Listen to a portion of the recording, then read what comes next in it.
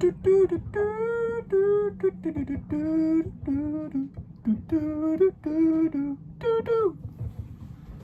what's going on, everybody? Back on the boat. Got everything set up. I got the hatches all open. I got that breeze coming in. I got the boat shaking, swaying, moving, grooving. You know what it's about. Just another reason I love this place. This place makes me feel so goddamn cool. Like I'm opening the hatch. Yeah, I just opened the hatch. No big deal. That's awesome. That's so sick that I can do that. Did some cleaning. Brought out all my fishing gear. Brought out this sick snorkel. Actually, let me show you.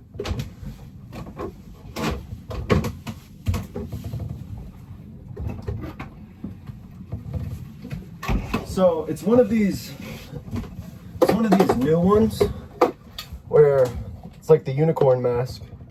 It's got the full face coverage, which I really, really like. Looks like this. Put it on. You breathe out of the top. You breathe out. You couldn't hear me. You can breathe out of the top, and whenever you go under, I'm new to this, so like I don't know if this is like old tech or not, but it has a ball that rises and blocks the airway up top, so you don't like accidentally, like me, my instinct is to breathe. Well, everybody's instinct is to breathe. So it kind of stops you from doing that whenever you're underwater and dying. Yeah, man, I mean, it just doesn't really get any better than this. I mean, we got 12-mile-an-hour winds, partly cloudy, 92 degrees, on land. I was told, another reason I fuck with this place, is just because I get told so many like cool little secrets, and like tips about ocean life, and what is cooler than talking water, you know? We got 0% chance of rain, but this is Florida, and I think I saw some rain down there, but it'll be for like 2 seconds. 10 UV, perfectly clear. Visibility is 16 miles. Humidity just dropped from 80% to 55, so we are good. Right now, I'll be probably like tuning into my family group chat. They're talking about going to the Western Michigan college game in Germany next year. Having said this, go blue. Huge Wolverines fan. I think I'll save that stuff for another episode, because once it's football season and I'm fired up, we'll start talking some ball. And those Michigan Wolverines, weekly update on them would be sick. Actually, I'm gonna do that. Number one recruit in the country, no big deal. Paying him $10 million, and he is 18, and I am 24, making $17 an hour. Kind of get why people shoot up schools now. Fuck the jocks. Yeah. So, I mean, even today, just coming in, I was there's like street parking, free. Any like people live in their vans out there. This whole area is kind of like a very interesting, they all have a very interesting way of living. It's mostly just like older people who just said, fuck it. I mean, I'm sure there's probably these people probably have stories for days, probably like some cool captain sailor stories. I bought fins from this one dude who was this veteran, you know, lived in a house. I had to like search through bushes and brush to be able to find, because he obviously is just like whatever, keeping it all natural, letting it hang out like a G. But yeah, I go and he's like, come around back, like I'm in the back trying to get rid of these mosquitoes. I'm like, sick, all right. And he's just got all this boating gear. He has like 50 anchors, flippers, for just a whole tub of flippers. He had to give me like his biggest pair. Thank God they fit. Boat parts. He has like if you assemble everything in his backyard, he probably has like 3 boats.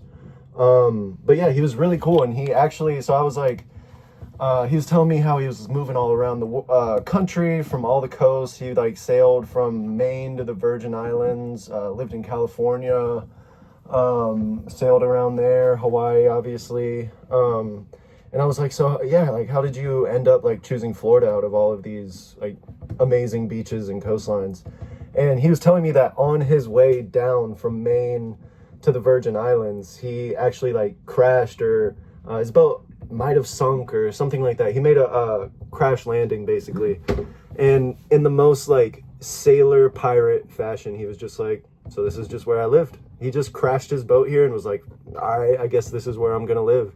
He let Poseidon choose his place of residency for the rest of his retirement. So sick. I mean, that's just like one person. A lot of these people have like the dude who, like Ron, whose boat this is. He was like a super successful marketing person working in like the business world, like killing it, just made a killing, traveled the world and all this stuff. And I think I don't want to like air out everything, but he basically just stuff happened and he was just like, you know what, fuck it, I'm gonna live on a catamaran with my dog named Compass. His dog is named Compass because he says it only shits north, like he only shits facing north, so he's a compass. And now as long as Compass has to take a shit, he'll know where north is. It's just little things like that, like that's so sick. Like that's, you know, like one day this whole experience will be like one of those stories for me. And like maybe, I don't know, maybe freedom is kind of like dwindling down as the generations go on, because like those stories to them are just regular stories, but meanwhile their grandparents' stories of like living through the 1910s and 20s are probably fucking wild.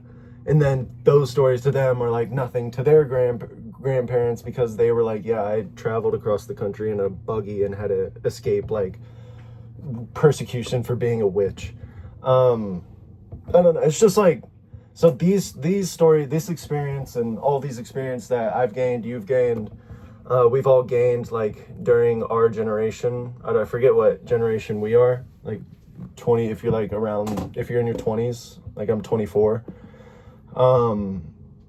These stories are gonna sound like bonkers to the next generation, because they're like, wait, you could just like you could watch like South Park without your cable company like exposing you on their Twitter account or whatever, like shit like that. Like obviously that's an exaggeration, everybody's gonna love South Park forever, but yeah, it's just cool. There's a lot to like learn from people from past generations. Because half the time, like, you don't think to tell people what it was like for you to like get to school, like what the bus was like, what, I don't know, just an everyday class environment was like. But like, if you ask your grandparents that, like they'll say, yeah, I like used to get hit with a ruler if I didn't write my Z correctly in cursive and stuff. And it's just crazy. Like it's just such a different entire world and experience on life. All of our parents, grandparents, everybody, keep in mind that this is everybody's first time living. This is everybody's first time, you know, experiencing life. So of course, like, you know, family issues are one thing. Like you are perfectly okay having your own, you know, opinions and, you know, actions on family members based on like how your relationship with them was. Like, I'm not saying that like cut everybody slack and like just say, oh, like they're only human. No, like I'm not saying that, but I think keeping in mind that this is everybody's first time living life. This is my parents' first time in their marriage. They haven't been doing this for hundreds of years, practicing to get it just right, just so whenever I'm alive, they can nail everything. No, like everybody goes through those ups and downs and twists and turns of life. And this is a racetrack that, you know, they haven't done any laps on. It's a 1-lap racetrack, and it goes on for, I mean, if you're lucky, 80, 90, 100 years. And each turn is completely different than the last. Every terrain is different. You get different types of, you get different everything. And it's just 1 lap. And hopefully that lap is a circle. Because I don't want to end up too far from like where I started. So hopefully this racetrack is a circle, and not just a straight path, because it'll be hard to remember what the start line looked like if you're 80, 90 years away from the start. But yeah, it's very, very cool to hear everybody's knowledge and everybody's perspective, especially out here. I mean, you could find that anywhere. I mean, everybody is living a life just as complex as yours or mine. But out here, there's a certain level of not even complexity, but simplicity. Life is just simpler. Like, when you truly think about it, like, you think you need all these things. Like, you think you need 6 rooms whenever you have your wife or husband and then 2 kids, and then you have 4 extra rooms and stuff, like, if you have the means.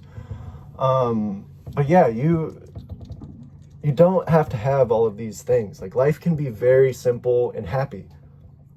It can be very enjoyable the simpler you keep it. And that's kind of what I'm kind of learning out here. I love it. Cause that's how I want to live my life. Like, I don't need anything crazy. I just want my family and friends to live forever, never die, and stay healthy and never go through anything bad. And we just all live a perfect life. But besides that, I'm cool with just like a regular house, maybe some land, maybe some water. Good. Like, I'm just happy at that point. And also for all my friends and family to be immortal. That would also be what I want. But yeah, so as I was coming in today, I brought in my paddleboard, and then I went back to my car. I was like saying hey to everybody. They're all friendly, so it's just, I guess, what they do, what we do, Salt Life. Yeah, so I came back after I dropped off my paddleboard, got my stuff from my car, and brought it back, and I have my spear, a cooler, my fins, snorkel, and my, waterproof bag. And he was just like, hey, you gonna go diving? I was like, yeah, like, I'm gonna try. Still pretty new to all this, so just gonna go out there and see what happens. Then he stands up, and I'm like, bet. Like, I didn't want to ask if, I didn't want to, like, bother him or anything and, like, ask, can you help me out? Like, give me some advice or whatever. But he was super cool. Came over. His name was Drew. Shout out Drew. He was wearing a sick ass Hawaiian shirt, sunglasses, bucket hat, eating potato chips, just staring at his boat. Coolest thing fucking ever. And that's probably every day for him. He was like, yeah, don't tell anybody, but there's a shipwreck about 10, 15 feet around high tide. And there's fish everywhere. Like, it's right by my boat. Nobody really knows about it, but everybody knows about it. The dude who owns this boat knows about it, and he's like 300 yards away. But yeah, I was like, oh, sick, man. Like, yeah, if you see my paddleboard out there, just don't be concerned. Like, it's just me. He was like, yeah, I wouldn't go out, right? He went on to, like, give me more tips, and he was just saying how best time to go is whenever the tide, whenever it reaches high tide, about 1 to 2 hours. That 1 to 2 hour zone after high tide comes in is the best time to go dive. He was saying that's where the fresh water will come in, and it'll clear up. Your visibility will be super, super good. And so I literally asked Siri if fishing is better at high tide or low tide, and I was just getting a bunch of, like, how you ask Google a question and it'll just come up with, like, not the, like, blurb at the top that just gives you the answer, and you're like, fuck, like, I actually have to click a link. It gave me that, so I was like, you know what, fuck it, like, I guess I'll just fuck around and find out. Which is dumb. Don't do that. Very dumb. This is, like, currents here are pretty strong. There's boats, there's shark, like, don't do that. Definitely do your research. But yeah, he was just telling me, differences between tides whenever it comes to, like, diving and fishing. Also the current. So he was telling me that if a boat is facing, this is the nose of the boat. When the boat is facing this way, that means that that's where the tide is coming from. And then whenever a boat is, like, turning, like, right now I'm facing this way because the current is running this way. And then slowly, whenever the tide is coming back or going back out, whenever the tide is going back out, it'll turn this way because now the current is coming from this way, which is super, super cool. No, sorry, I think I got that wrong. Right now we're approaching low tide. Low tide is about 3-4 o'clock this afternoon. High tide was at 9 something. So right now we're at low tide. Whenever tide is coming in, we'll face this way. And yeah, so after high tide, or after low tide, whenever the high tide is just coming in. Sorry, I just learned all this today, so fucking cut me some slack. So we're approaching high tide. Whenever it's high or low tide, we're approaching low tide. Whenever it's low tide, around 3 or 4 today, the 2 hours after low tide are like the best time to go. Your visibility is increased. It's a lot more. There's more fish. The fresh water is coming in, and also something cool, like everything about like this kind of lifestyle, like living on the water, stuff like that, is kind of, like I said, it's just like, it's more mind-blowing in how simple it is. Because like whenever he was explaining this stuff to me, like not everything, not most things were kind of like, oh shit, there's no way I would have known that. But stuff like this, like right now the current is at its fastest because the tide has been going out for hours now. So that water has been picking up steam. And so now it's super, super fast. Like whenever I was paddling out here, if I didn't keep paddling on this side, I would have just drifted just like that, like fast. And so it's been picking up steam a lot. But the cool yet simple yet mind-blowing thing that I learned today was whenever it does hit low tide, like it's as the tide's at its lowest, and then the tide starts to come back in, it almost comes to like it's going fast, like it's, and then it'll start slowing up, and then slowing up, and then slowing up, and then whenever it gets to its lowest tide, it'll then start to like go really slow, faster, after hours, of course. So that's why that 1 to 2 hour range after low tide is the best time and safest time to go out and dive, according to what this guy says. So all 13 people that watched our last episode, thank you guys. Shout out to you. We got 5 subscribers too. I mean, if that's not blowing up, I don't know what is. So if you guys know any better, hit a fucking comment. Yeah, so got out here, and really that's all I had kind of to talk about. I came out here with, zero plan, just straight gonna freestyle this whole thing, which is a lot. It's hard, because in my head, whenever I come to like a conclusion on something, like I finish my thought, after that it's just like, to me it's just so like, that's just what it is. Like, why do I have to explain it, kind of thing. So like trying to make these videos I'm trying to do like 30 minutes, which I feel like is a respectable like time frame for one person to just do a monologue, just riffing. But yeah, like that's why in the last episode I rewatched it, and I was losing the plot. I mean, every minute I just started making zero sense whatsoever. But I just I didn't know how else to like explain things. Like after the first sentence, I was just, in my mind, I was like, all right, like, do you get it yet? But also I knew like I can't just make 1 minute videos, because that's not the point of this at all. Like, it's to continue trains of thoughts.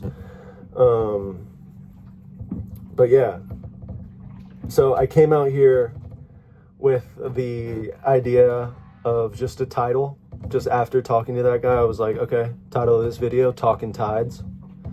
Perfect. Very good. I have a talent for titles of things. But what comes after the title, I'm shaky. I'm getting there. But yeah, it's so hard to like keep a train of thought going for 30 minutes, whenever in your head you're like, all right, like, I get it. Like, I get it. I don't know. It was weird, but it was cool though. Like, this whole thing is, you know, it's getting pretty cool. I like it. Like, I was really I wanted to come out yesterday, but the day before I got extremely drunk. And like in my work parking lot with some coworkers after moving a china cabinet, fucking one of them split their toe, and then they were trying to like bandage it up, and then our boss came walking by, and I'm like I'm Mr. Krabs right now, and he walks by, and I don't think he like really cares. He's like the head department director of research, and so like he's probably got enough on his mind and plate to like even give a fuck about what we got going on. And it was nighttime. He comes out and does night patrols and stuff like that, looking for turtles, you know, satellite tracked ones and stuff. But anyway, and then I got home, and I was like, damn, like I should definitely get some pasta. And then I was like, fuck, like I should also just drive to Key West, like right now. Like I should just take my dive gear with me and just go to Key West. And then basically, if I black out, I'll just teleport to Key West and then wake up there in the morning, safe and sound, not arrested or in jail or injured or dead at all, because I would be driving while blacked out off wine. So that was like a really dumb idea. So woke up the next morning, obviously feeling like my brain was made out of water. It was so like, oh, I hate being hungover, and I do love drinking a lot of water, so I stay hydrated enough to like kind of, you know, mitigate the effects of the feeling hung. But yeah, it was not a fun time. I hate blacking out. Is the worst, grossest feeling in the entire world. Like I never get anxiety, but blacking out and just like you don't know what you did or said, and like even worse, you find out what you did and said. Oh God, nothing is worse than that. It's so gross. It's so gross. But yeah, I was disappointed I couldn't come out yesterday. I've been applying to a bunch of jobs because my contract here at the place I work at, my contract here is done August 31st. So I've just been applying to a bunch of jobs, did some of that yesterday, and I feel like I've been a good employee. Like there's definitely people smarter than me, you know, faster at surveys than me, better than me at the job. But I feel like one thing I will do is like never complain and just do good work. You know, if it's not the fastest, it's not the fastest. If it's not the, you know, I guess speed is really the only other factor, but I just will never complain, and I'll do good work. And I feel like that as an employee, like what else could you really want? Besides, you know, being perfect at everything you do and being good at everything. If you had to choose, you would choose somebody, you know, who I think who just works hard, doesn't complain, and does a good job. Anyway, so I've been like taking shifts, you know, if I get scheduled too many days a week. I mean, I need the money for one thing, but also I'll just never say anything, you know, help with the schedule whenever need be, just in case. You know, I've been applying to, I'm taking a risk and only applying to things that, you know, I truly want to do, like nothing like bullshit, because usually I would just apply for something, you know, stupid in between turtle seasons, which luckily I haven't had to like follow through with, because I've gotten the better jobs. But I'm really starting to like put my foot down with, you know, the places I work at, just because, you know, again, I'm nobody special, but I mean, I've been doing a lot for the past 4 years. You know, freshman year in college, I didn't even know, I switched my major. Like I knew I wanted to do something with wildlife, but I mean, who doesn't? What kid fucking doesn't want to work with animals? So like I had to learn like the entire field, and like find like kind of my niche in it.